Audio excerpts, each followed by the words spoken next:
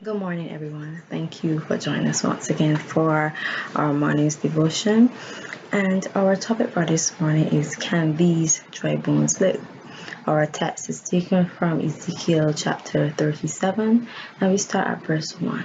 And it says, The hand of the Lord was on me, and he brought me out by the Spirit of the Lord and set me in the middle of a valley. It was full of bones. He led me back and forth among them, and I saw a great many bones on the floor of the valley, bones that were very dry. He asked me, Son of man, can these bones live? What can we learn from the text thus far? The place where Ezekiel was led was desolate. It was not frequented. In this place, he found bones which were very dry. Therefore, we can gather that they were exposed to the sun and the wind's elements. This can suggest that it was not an intended burial ground for the once active army. How do we know it was an army? It states that he found great many bones. It was more than the 206 bones found in the human body, which signify one man. It can be implied that it was 206 bones times probably 300 men. That was a lot of bones. This text, for me, paints a picture of an environment filled with reminders of what was once an active army of men, intended for a purpose, full of potential, now a heap of sun-dry bones lying on the valley floor. This place screamed hopelessness and too dead to even think about restoration. In our lives, there are certain aspects which was once full of life and blooming and full of potential. We had a job, our relationships between our family and friends were healthy.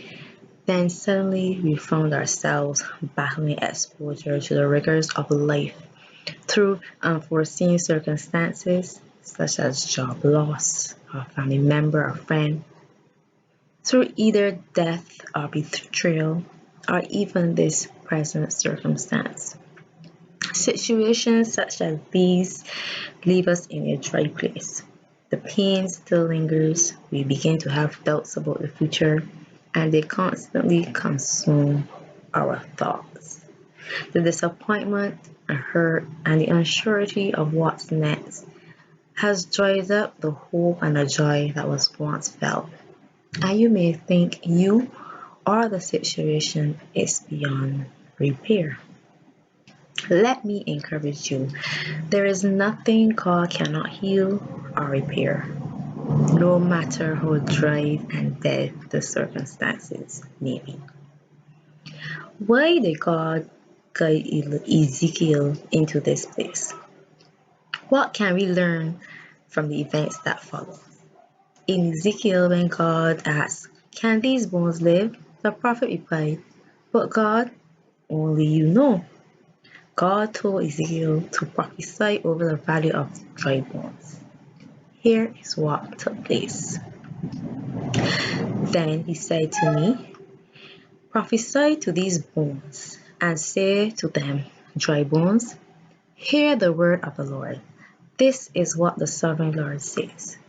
To these bones, I will make breath enter you, and you will come to life. I will attach tendons to you and make flesh come upon you and cover you with skin. I will put breath in you and you will come to life. Then you will know that I am God. And verse 7 continues. So I prophesied as I was commanded, and as I was prophesying, there was a noise, a rattling sound, and the bones come together, bone by bone. I looked, and tendons and flesh appeared on them, and the skin covered them, but there was no breath in them. God instructed Ezekiel to speak life into the dried up bones. Point 1. Speak life over your dead situation. Go to the Bible and look for passages which speaks to your situation and tell God what He promised. Speak life into the dried up condition using the word of God.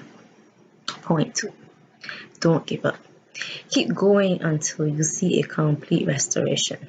In the text, the bones came back together, the flesh appeared on the skin, but the men were not yet alive.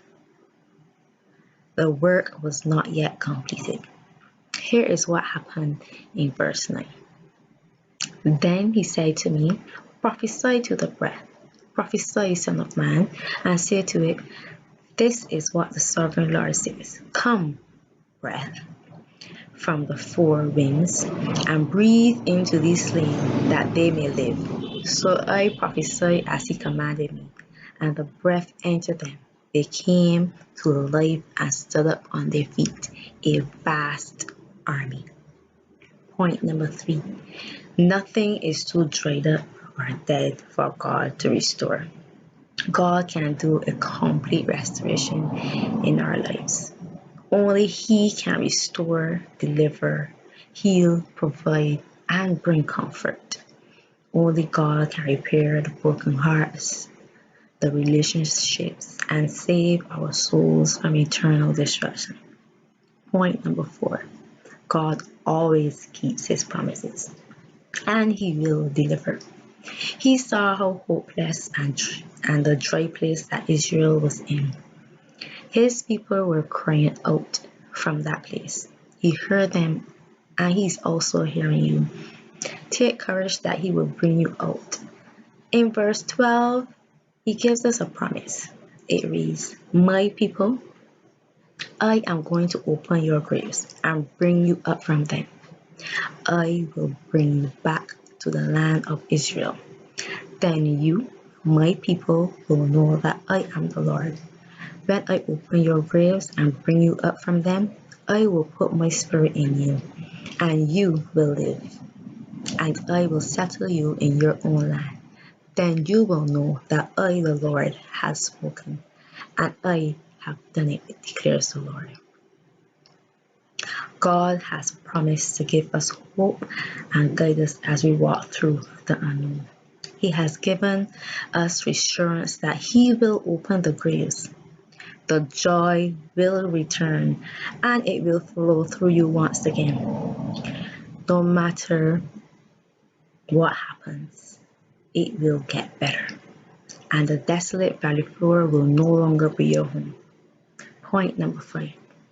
Ezekiel spoke, but the Lord worked.